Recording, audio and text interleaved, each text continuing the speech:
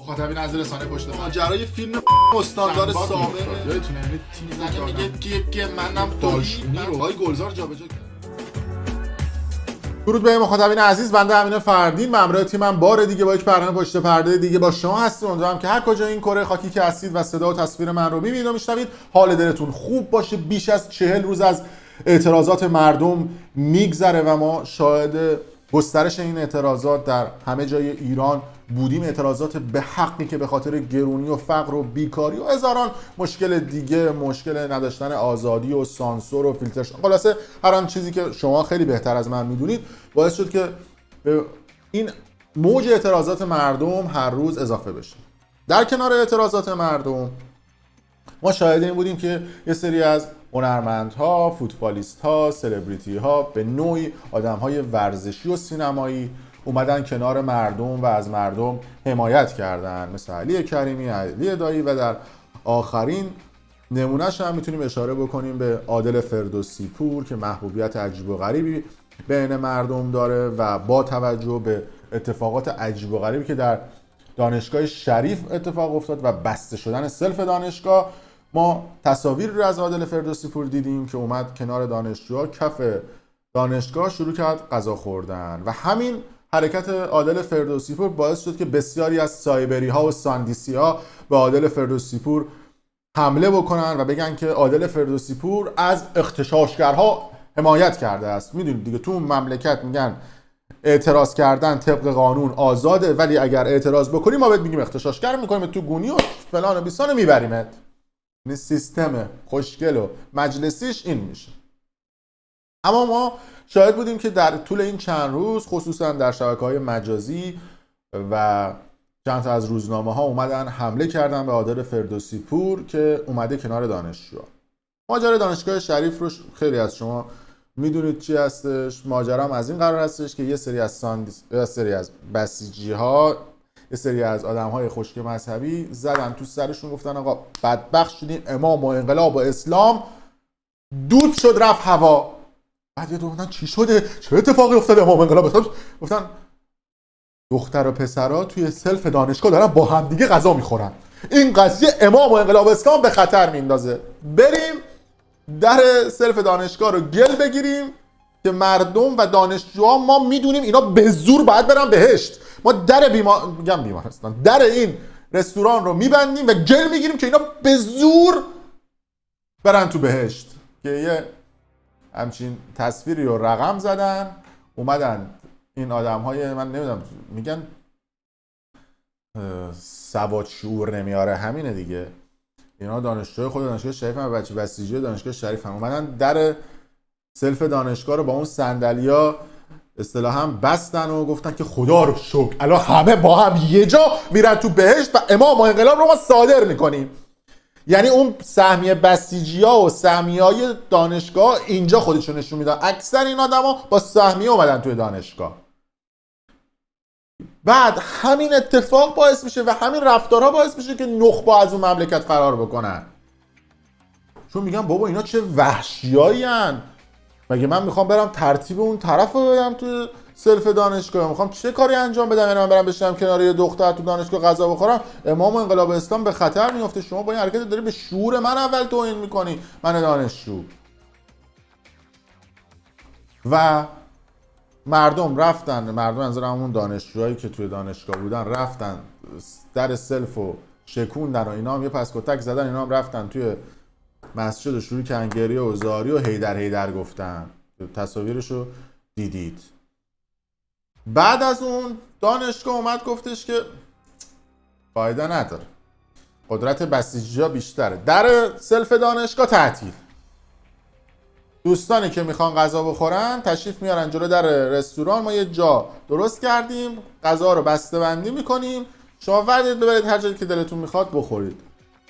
دانشجوها اومدن گفتن که کف دانشگاه سفره بند کردن، گفتن آقا همینجا بشینید کنار هم دیگه غذا میخوریم. دختر و پسر کنار هم دیگه شروع کردن غذا خوردن.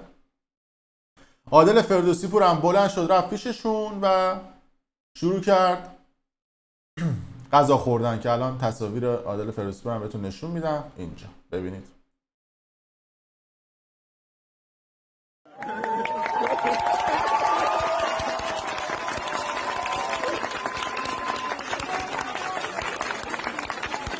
بله. نشست اینجا که حالا این عکس هم شکار کردن از عادل فردوسی پور. سایبریا گفتم بدبخت شدیم، رفت به یک عادل فردوسی پورشون داره حمایت میکنه از اغتشاشگرها و چنین و چنان. بهتون گفتم همین اتفاقات باعث میشه که نخبه‌های دانشگاه شریف مهاجرت میکنن.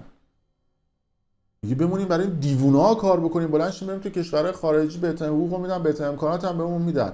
از اون طرف چرا اروپا یا امریکا حمایت نمیکنن از این اتفاقات داخل ایران و اعتراضات مردم؟ اونا میگن خب خوبه دیگه، ما اگه حمایت بکنیم که این نخبه‌ها نمیان تو کشور ما مفت سرویس بدن، که بذار از امکانات اونجا استفاده کنن. آخونده یه کاری بکنن که اینا درن بیان پیش ما مفت و مجانی با 1000 تا منت با دید مهاجر بیاریمشون و برامون یه کاری بکنن. اسکلیم حمایت بکنیم.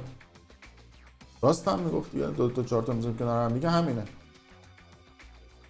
هرچند از این بسیجی ها من واقعا میگم مثلا بعضی وقتا میگم که اینا تصویرم بزرگ کنم ببینید اینا چی تو مغزشون میگذشته که مثلا اومدن در دانشگاه رو مثلا در سلف دانشگاه رو بستن. یعنی مثلا اینا نمیرن توی رستوران که یه بنده خدا اومده بود یه توییتی منتشر کرده بود، گفته بود که تو مسیر کربلا هم دختر پسر کنار هم دیگه میخوابن و میرن تو مسیر کربلا توی جای مختلف. فقط اینجا مشکل وجود داره توی دانشگاه، به خاطر این هستش که میخوان قدرت خودشون رو به بقیه نشون بدن. بعد یه عده میگن خب تو تفکرات اینا چی میگذره وقتی که اینا یه سری از این آدمای مذهبی در تفکرات خودشون کون مرغ میخوان بذارن و در راجع به کون مرغ سوال مذهبی میپرسن و شرعی میپرسن، خب قطعا یه همچین چیزی در ذهنشون میگذره دیگه. اینها طرف رفته یه سوال شرعی پرسیده. معمولا آدمایی که یه مقدار دیدگاه مذهبی دارن سوالای شرعی میپرسن دیگه. کسی که دیدگاه مذهبی نداره کلا یه ورش اصلا این سوالات شرعی رو نمیپرسه، قبول نداره. طرف حتما یه مقداری یه چوسه اعتقادی داره که میاد میره سوال شرعی میپرسه دیگه. گفته اگه کسی به مرغ دخول کنه، یعنی بذاره کون مرغ، آیا مثل حیوانات دیگه نجس میشود یا نه؟ شما بیان بفرمایید. یعنی دغدغش گذاشتن کون مرغ. خب معلومه همچین آدمایی سلف دانشگاه رو هم با این چیزا اشتباه میگن. کسی که حشری عصبی کون مرغ میخواد بذاره میخواد این کارا رو نکنه. گفته بسم تعالی نجس نمیشود، بلکه حرام هم نمیشود و در حیوانات دیگر نیز نجس نمیشود، ولی کن بها هم نمیشونیم حرام میشود. یعنی کلا یه جوابی هم داد ما. بعد شما از این بسیجیایی که هستن چه انتظاری داری؟ یعنی فکر می‌کنم مثلا اینا تازه اینا نخبه‌اش بودن. از اون طرف روزنامه شرق اومد یه تیتری رو زد که تحت عنوان پایان عادل فردوسی پور، توی صفحه اول سایتش هم که میریم سجاد فیروزی توی روزنامه شرق یک مقاله ای رو نوشته و راجع به عادل فردوسی پور و صحبتاش گفته که عادل فردوسی پور، حالا همینجا روزنامه شرق هم بذارم براتون و زومش هم بکنم که قشنگ ببینید. اینجوری دیگه تمیزتر از این نمیتونستم زوم بکنم. توی مقاله‌اش هم اومده گفته که عادل فردوسی پور بعد از اومدن علی فروغی باعث شد که زیرابش رو بزنن، از محبوبیت و ایناش میترسیدن و به خاطر همین اومدن زیرابش رو زدن و از شبکه 3 انداختنش بیرون. بعدش ممنوع تصویرش کردن، ممنوع صوتش کردن از پخش گزارش زنده و این رفتارش در دانشگاه شریف باعث شد که یه عده دیگه نخوام فرصت بدن به عادل فردوسی پور که برگرده تو تلویزیون. هرچند مردم هم معتقدن که عادل فردوسی پور اگر برگرده به تلویزیون اعتبار میده به صدا و سیما و خودش رو خراب میکنه توی شبکه 3 و نباید این اتفاق بیفته. و به حال میدونید که عادل فردوسی پور هم خودش استاد دانشگاه شریفه، مثل علی دایی و خیلی از کسای دیگه دانشگاه شریف درس خونده و این حرکتش به نوعی حمایت از مردم بود. اما یه شخص دیگه اومده بود نوشته بود که فردوسی پور نشون داد هرگز لیاقت بخشش و بازگشت به رسانه ملی رو نداره. ببین سیستم وقتی سیستم دیکتاتوری باشه همینه دیگه، یعنی تعیین میکنن که کی باشه کی نباشه. انگار ارث پدرشونه تلویزیون، از پدرشون به ارث رسیده و اونها تصمیم میگیرن که این ارثشون رو بین کیا تقسیم بکنن. دقیقا شده نمونه همینا دیگه که میان اظهار نظر میکنن دیگه. یعنی فکر میکنن که اون مملکت و ثروتش و امکاناتش مال پدرشون و 7 جد و آبادشونه و به خاطر همین اونا هستن که صلاح میدونن کی به چی بدن و اونها نماینده خدا در روی زمینن و اونا هستن که تصمیم میگیرن کی تو بهشت بره و کی تو جهنم و از ورود تمام انسان ها، تک تک انسان ها به جهنم جلوگیری میکنن با بستن سلف، با حجاب اجباری و با چیزهای دیگه. مردم رو زور تپون میکنن به سمت بهشت. بعد از اون طرف باشون هم که صحبت میکنی از شهدا خرج میکنن، میگن ما شهید دادیم که این حجاب تو مملکت باشه. سلطان، قانون حجاب سال 1362 تصویب شد، حجاب اجباری. کی جنگ شروع شد؟ سال 58. از سال 58 تا سال 1362 59 دیگه، چون ما بحث انقلاب 58 داشتیم. تو این 2-3 سال که جنگ بود ما کلی شهید دادیم. اون موقع که قانون حجاب اجباری نبود که شما بفرمایید بگید که آقا تو این 3 سال اول جنگ این شهدا واسه چی شهید شدن که شما ورمی دارید از شهدا خرج میکنید. کسی هم بهتون حرف بزنه که ضد انقلابه، ضد انقلابه، ضد اسلامه، اصلا گوش نمیدن. یعنی یه جوری بعضیشون این مغزه یه چیز دیگه توش. در صورت مرسی که تا این لحظه با ما بودی. چقدر من هرس خوردم تو این برنامه، واقعا آدم چیزایی میشنوه. واقعا همین داستان دانشگاه شریف رو یعنی برید برای رفیقای خارجیتون تعریف بکنید میخنده. یعنی چی دختر چه اتفاقی میفته؟